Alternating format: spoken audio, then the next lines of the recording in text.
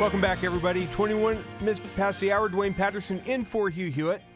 Joined on the line, or actually on the Salem News Channel if you're watching, by Noah Rothman, senior political writer over at National Review. Hey, Noah, how you doing?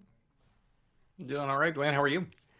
I am doing grand. So I'm looking at 10 U.S. Code 252. Whenever the president considers that unlawful obstructions, combinations, or assemblages, or rebellion against the authority of the U.S. make it impractical to enforce the laws of the United States in any state by the ordinary course of judicial proceedings, he may call into federal service such of the militia of any state and use such of the armed forces as he considers necessary to enforce those laws or to suppress the rebellion.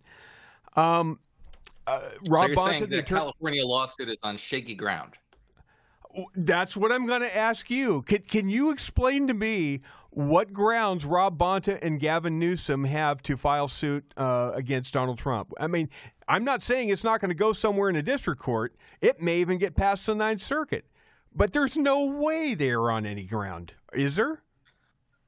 Well, I'm not an attorney. This is not my area of expertise, but Andy McCarthy is my colleague at National Review. He has a piece up precisely on this issue, and he determines in pretty no uncertain terms that this lawsuit is essentially a political stunt. That shouldn't surprise anyone, should it? Right. And what we've heard from Democratic politicians in California over the course of this weekend has been entirely political. There's a flurry of very insecure political activity on the part of Democrats who are doing everything from saying these riots aren't happening, to this is why you should not care, to this is not their fault, et cetera, so forth. All of them understand the degree to which this is a political liability for them, and they're doing their best to distract you from events on the ground. You've got a piece that you pinned up at the top of your Twitter page about the intellectual environment is profoundly redolent of the one in which the violent radicals of the late 60s and early 70s were steeped. What we're seeing is second and third generation of this violent radicalism, and it's not on the right. This is leftist activism, isn't it, Noah?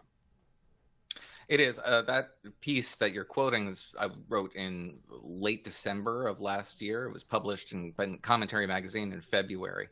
And there have been endless additions to it in the interim. I think there are periods in American life in which the source of political violence can alter between the two sides of the political spectrum. Political violence is not monopolized by one party or the other, or one political coalition or the other.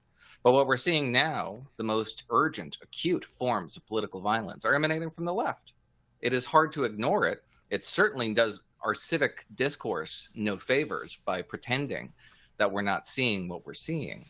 And the urgency should be on the part of Democrats in particular, because they should know the extent to which their laxity in 2020 contributed dramatically to a trust deficit in the party. They managed to secure that election, but only just barely. And in the interim, we've seen nothing but mistrust of the Democratic Party's approach to law enforcement, law and order in particular, and national security matters too. There's generally a mistrust of Democrats when it comes to public safety.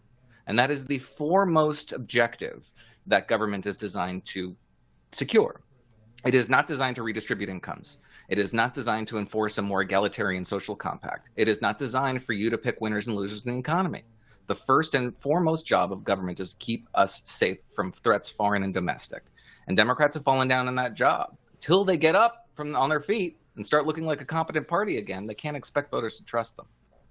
And it's going to be hard to expect the left, the Democratic movement, to get up off the ground when you have not necessarily in whole, but in large part, a media that is aiding and abetting the nonsense. I mean, whether it's Dana Bash on CNN saying to Mark Wayne Mullen, well, come on, this isn't a real riot, which she said over the weekend, to you saw a column by Amanda Shendruck and Catherine Rampell on the Washington Post. Harley, let's see if we can put that up there for Noah. This was a bit they did on Friday. Here are the people Trump doesn't want to exist. Noah, That's just not true. I read the case histories of some of these people that ICE were picking up in the raids. They are child molesters. They are people that have had due process, appealed due process, had deportation orders, some as old as 1997 that are being deported. This is not Trump just saying, I want to make the country white again. That's nonsense. Oh, it is nonsense. You always make a mistake when you make a sweeping generalization. You can look at individual cases and say, well, maybe this deserves another look, or maybe this individual's status was overlooked. For example, there have been efforts to detain people who are here on tourist visas. That's fine to point that out and say mistakes will be made. That's why we have due process. In fact, it's not just subject to one law enforcement agency's determination. That being said, the argument that they're attempting to make here is a very similar one from what we're hearing from California Democrats, is that this has nothing to do with law enforcement. This has everything to do with the president's pathologies that are being played out here on the national stage. You hear this from Democratic officials on the ground in California, which is illustrative of the party's problem here, right? We all see with our two eyes the extent to which Democrats appealed to, over the course of 2023 and 2024 in particular, lawless elements in the American political spectrum. They were zealous to a degree that Democrats wanted to appropriate that zeal and turn it on their political enemies. I'm thinking particularly about the post-October 7th protesters, the anti-Israel, pro-Hamas protesters. You see them now. They've traded in their surgical masks for keffiyeh. They have a Hamas armband on their arms as they're waving a Mexican flag. There's no ideological coherence to this. The notion that they're put off by individual cases of deportees who probably shouldn't be in the system to begin with is just nonsense. That's not what's motivating them. These are anarchists. They hate law. They don't like the country as it is currently constituted. They want to break it down. They're doing everything in their power to do so. And Democrats understand they are on their side. Why? How can we tell?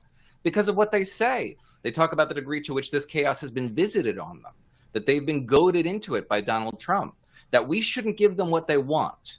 We've heard this now from Gavin Newsom, Adam Schiff, Karen Bass. This is what Trump wants, right? He wants you to go crazy. Don't take the bait. Don't let them do this. They're appealing to rationality in this crowd.